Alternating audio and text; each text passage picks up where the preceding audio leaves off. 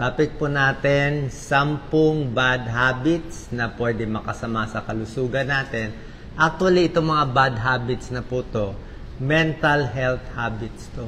Yung attitude. So, maling ugali, maling paniniwala, pwede makaikli ng buhay. Tingnan natin. So, iiwasan natin tong 10. Number 1, social isolation.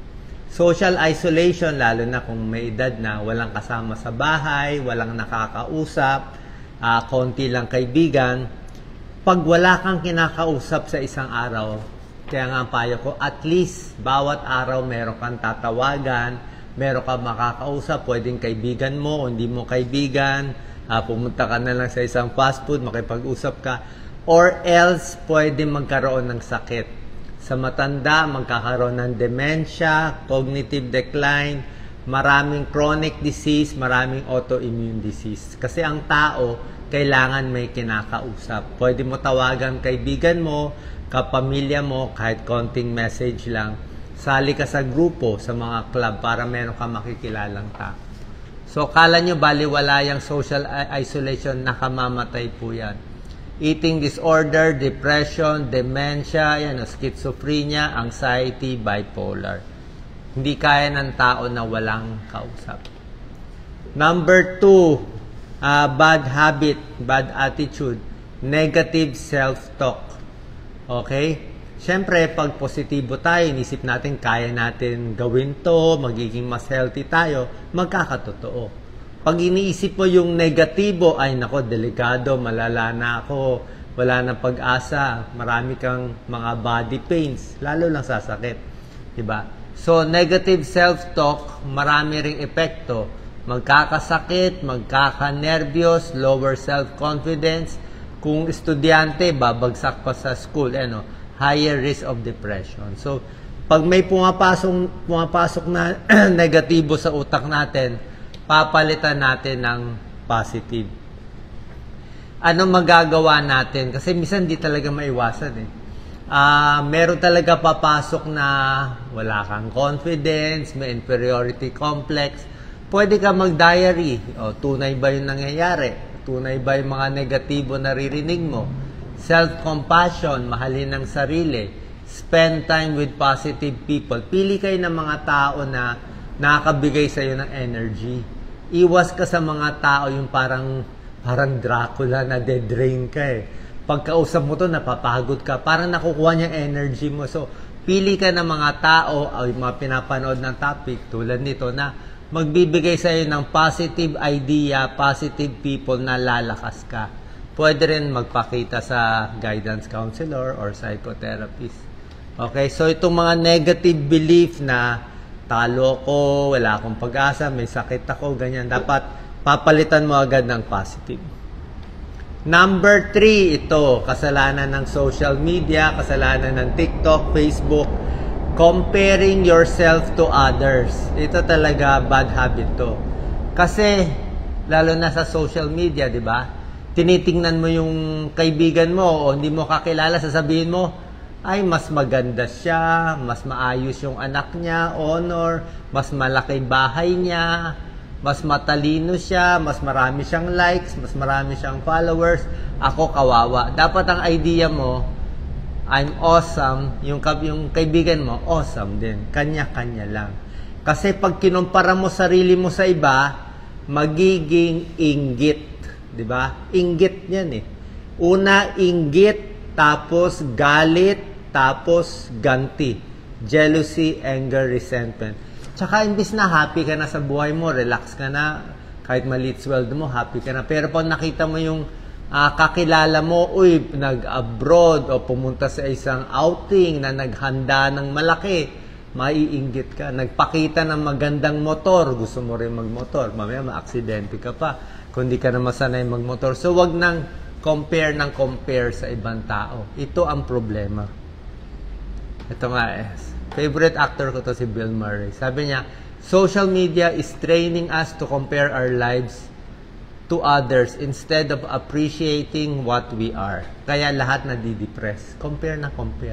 Kaya nga to, never compare yourself to other people. Kung alam mong valuable ka, worthy ka, sapat na yon. Don't let comparison destroy your mental health. Yan talaga nakaka-stress. Diba, minsan relax ka na, tapos may nakita ka ng yayabang sa social media, maasar ka lang. Diba? O nagpe-flex. Pineflex niya kotse niya, ay baka inutang na naman yung kotse niya. So, ang kailangan mo lang gawin, wag mo na tingnan yung ibang tao, wag mo na i-follow, be who you are, and gawin mo lang na maayos yung sarili mo. Kung ito lang kaya mo, pwede na yan.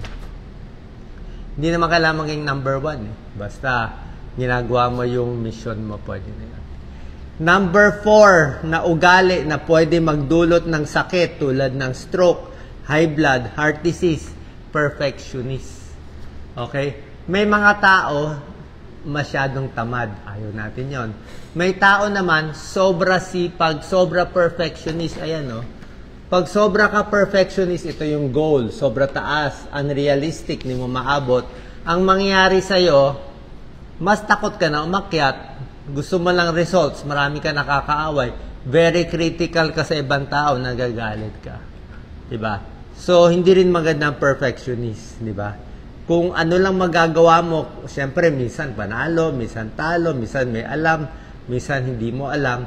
Aral lang ng aral everyday. Diba? Perfectionist, ito yung tinatawag na type A personality ng mga doktor.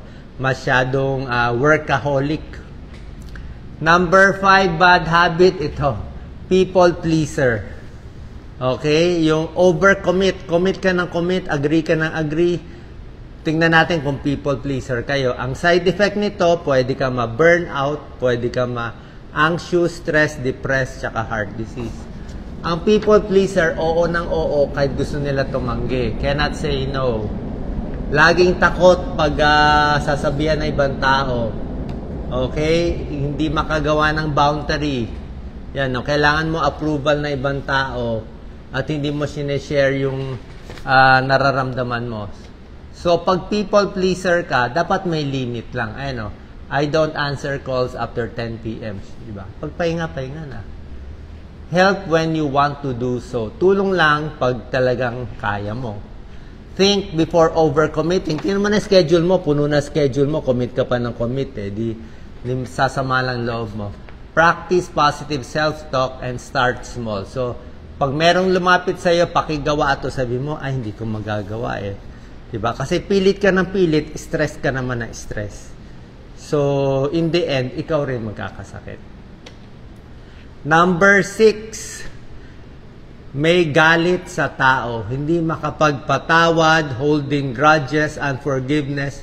Meron mga ibang mga experts nagsasabi yung talagang may galit sa iba, medyo higher risk for cancer. Parang ipon yung galit. Sabi na iba, baka yung mga colon cancer, ibang cancer dahil sa sobrang inis at galit na hindi mailabas. Pero syempre, pag kumain ka maraming taba, smoker, kulang sa high fiber diet, magkaka-colon cancer, yun yung mga risk factor. So, forgive others not because they deserve forgiveness. Ito, medyo practical siya.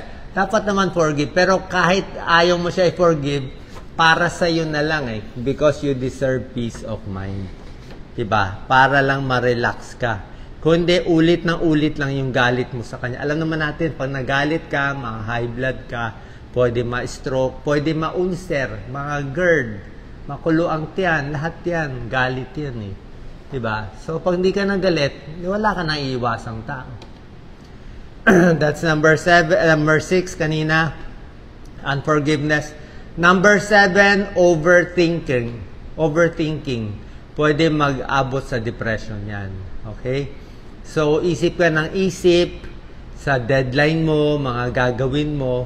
So, kung ano lang magagawa mo. Kasi hindi naman natin control lahat kung ano mangyayari sa kinabukasan. Number 8, self-pity. Okay? Merong iba yung isip ng isip yung masamang nangyari nung nagdaan. Okay? Bata ko minalas, nautangan ako dati ng 50,000, di na nagbayad, niloko ako dati dahil doon, di na ako makatrabaho. Actually, minsan, itong self-pity, parang excuse lang yan ng tao para wag magtrabaho. Parang takot ka na mag-try. So parang sabi mo, hindi, sigurado man di ko kaya, huwag na lang. So fear of failure connected yan sa self-pity. Diba? Dapat, pag nagkamali, di ulit. Pag bumagsak sa school, di ulit. Ulit lang na ulit. Every ulit mo, matututo ka. So, yan ang self-pity number 8. Number 9, ito ang problema. Kayabangan. Okay? Bad habit yan. Arrogance. Pag arrogant na, mayabang, overconfident, and blaming others. Sinisisi mo na ibang tao. Iba yung confident, iba yung mayabang. Pag confident ka, you attract people, ayan o, gagawin mo lang yung kaya mo, alam mong may positive ka, may negative ka, in-encourage mo ibang tao. Kung arrogant ka, you repel other people, insecure ka, you have to prove your worth, parang laging mayabang, nagmamaliit na ibang tao, laging may binabanatan na ibang tao, laging may iniinsulto, binabawasan yung accomplishment na ibang tao. So, halo-halo na yan, arrogant, inggit, blaming others. In the end, tayo rin magkakasakit kung puro ganito. Diba? So, yan. Iwas tayo sa pagiging arrogant at overconfident at paninisi ng ibang tao. And lastly, number 10, bad habit, yung sobra. Minsan, di mo maiwasan, di ba? Tingin tayo ng news, tingin tayo sa Twitter, mga balita, negative media consumption, masama sa katawan yan.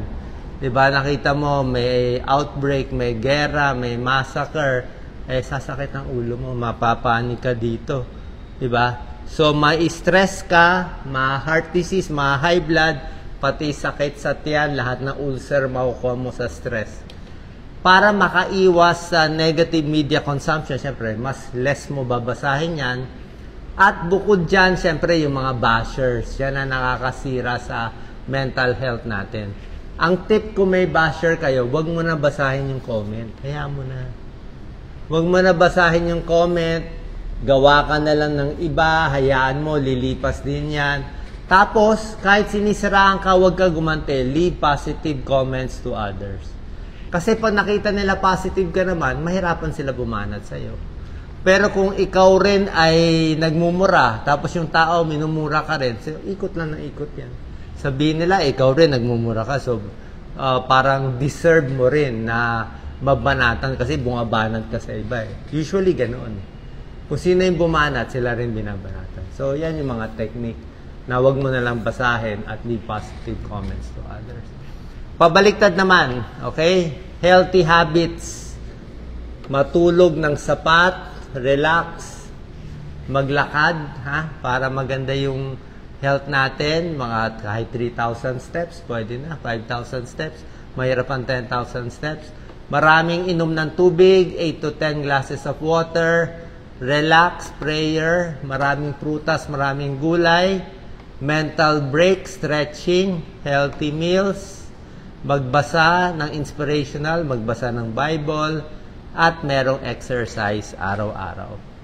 And lastly, sabi ko nga, ano ba mission natin? Tumulong sa iba.